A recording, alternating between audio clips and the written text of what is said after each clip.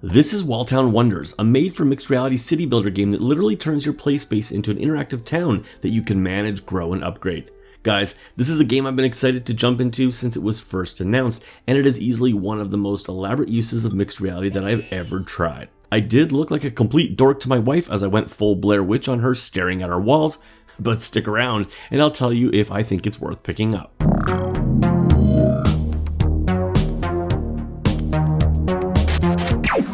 Hey guys, it's Chris from the VR Grid and welcome to the channel. If you like this video, give us a like, and if you'd like to see more VR content from us, please consider subscribing and hitting the notification bell so you don't miss new videos as they drop. And if you want to join our VR conversations, leave a comment, or even better, join us here on the YouTube each and every Thursday on the Virtual Boys podcast live at 6 p.m. Pacific. Walltown Wonders is a title that walks the line between game and experience. Certainly a city builder by design, Walltown lacks the depth of something like Townsmen VR, Little Cities, or Cities VR, and instead doubles down on the wow factor of mixed reality, foregoing much in the way of narrative and instead focuses on some simple resource management and mini-games to keep players engaged. It does absolutely work here for the game, but your enjoyment factor definitely will depend on how much you are interested in the novelty of the mixed reality nature of Walltown versus your interest in a deep sim game. Starting out, I will say you will need a little bit of room to play this game. While the game itself never really states how much actual space you'll need, my recommendation is to have at least one good-sized wall clear of hanging pictures and furniture,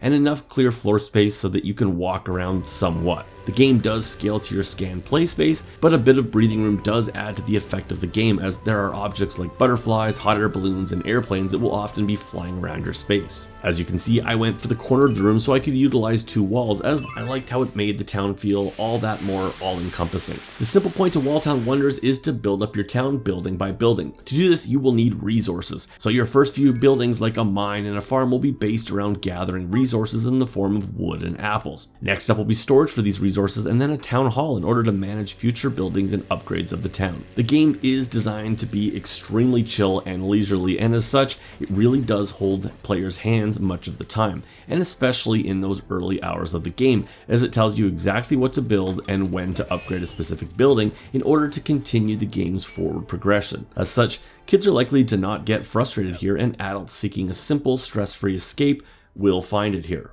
Outside of shooting some bugs with my wrist crossbow, there's not really a lot of combat of any kind, and the game has very little grind to it. The mini-games, while neat and fun, don't really require a lot of thought or skill to complete either. Essentially, the entire game loop revolves around acquiring a small assortment of resources and earning money, both of which are earned through operation of the town and completing mini-games such as fishing, diving competitions, flying events, and resource runs in a variety of fun little ways. Acquisition of resources and money allows you to build new buildings while continuing to upgrade those existing ones, which will unlock the ability to build, upgrade, and unlock more minigames. Like I said, it's not the deepest game by any means, but the way in which Walltown Wonders continually adds new ideas, all of which interact differently with the real world around you, is sure to keep players entertained, often wowed, and always smiling throughout the game's first few hours. Now, the game does run its course in about 2 to 3 hours, I guess depending on how you play, after which you are essentially just maintaining the town, but it also runs out of new ideas, and as such it doesn't really overstay its welcome either. Now, accessibility wise,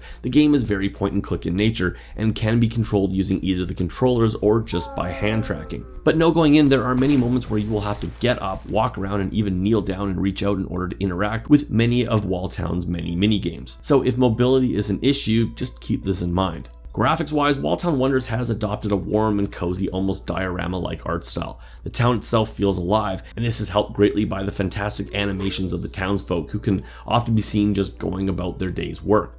The town looks especially fantastic when taken up close, though it does drop off in detail and resolution when you take a look at it from any further than, say, a few feet away. But this was never too distracting from the overall effect. Speaking of that overall effect, make sure you take the time and set up your room properly, as having your floors and walls line up properly is a real must in order to get the immersive effect that you want. Sound-wise, I found Walltown to be a bit of a mixed bag. World sounds are handled well here, often going for a more minimalist approach, with individual buildings only making sounds when they need your attention for something, or if you're interacting directly with them. Yes, this means your town doesn't come off like a loud, bustling village, but it also doesn't dominate the sound mix either, and it gives space to the game's soundtrack, that while simple, is also rather charming and magical sounding, and it fits the game perfectly.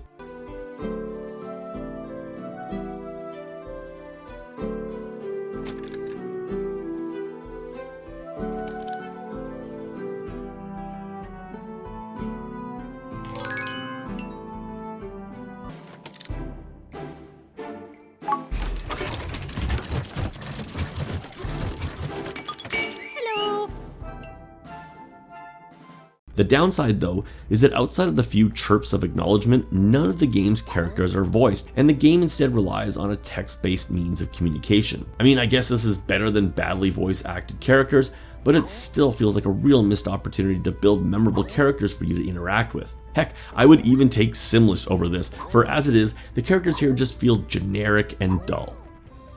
And that takes me to my final thoughts and review score. As a little kid, one of my favorite toy memories was something called Tubtown Sea Circus. It was a toy that hung over the side of the bathtub and it had docks for boats, water slides, and even a little restaurant. As soon as I saw the game trailer for Wildtown Wonders, the memories of many pruned toes and fingers came rushing back to me from the hours I spent making stories up in the tub.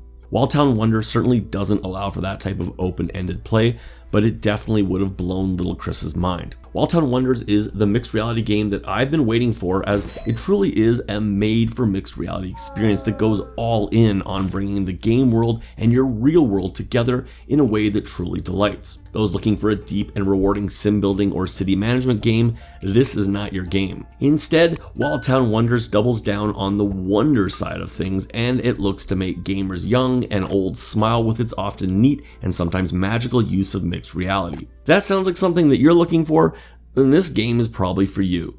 The VR Grid gives Wildtown Wonders an 8 out of 10.